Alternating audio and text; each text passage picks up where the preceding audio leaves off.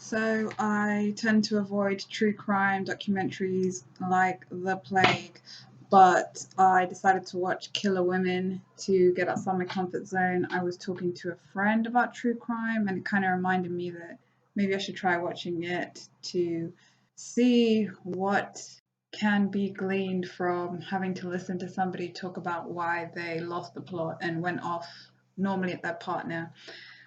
So yes, I started watching Killer Women with Piers Morgan, and it was pretty decent. I mean, it's Piers Morgan being useful for perhaps the first time in its life, talking to some very delusional women.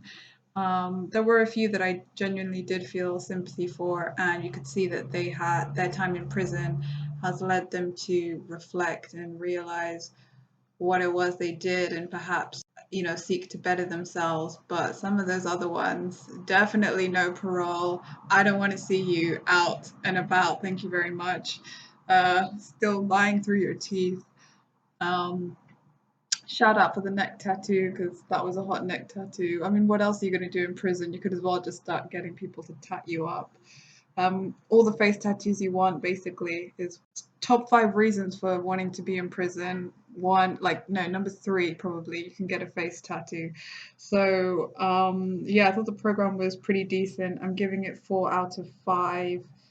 I think one of the key takeaways I got from it is just that, yeah, men are like the worst thing to happen to women, because a lot of these cases, some guy got in their head and then they had to go off on a killing spree or just doing something dumb related to getting somebody killed. So, yeah. What else did I take from this show? Also, that Piers Morgan is like a 21st century Jerry Springer, maybe. And he's actually got some alright interrogation skills. I'm glad in them to try and speak some truth to the situation instead of trying to kind of hoodwink us and manipulate us. A lot of them were still putting up their defense when it was like the trial is over. You've been given a sentence. We know you did it. The evidence has already shown us. So you don't need to keep trying to mount a defense. We don't buy it. Like, we've seen what we need to see, and the court's made its decision. So it kind of was good. It just reminded me that it's good to kind of be in touch with yourself, to be able to know what is actually true, not what you're hoping is true. And that a lot of times people can see through your lies and bullshit and see that you probably have done something that you shouldn't have done. It was a tough watch, especially for the younger people who got into trouble, because some of them were like 15, 16, and you could kind of see that given some time they would have probably not made the same decision.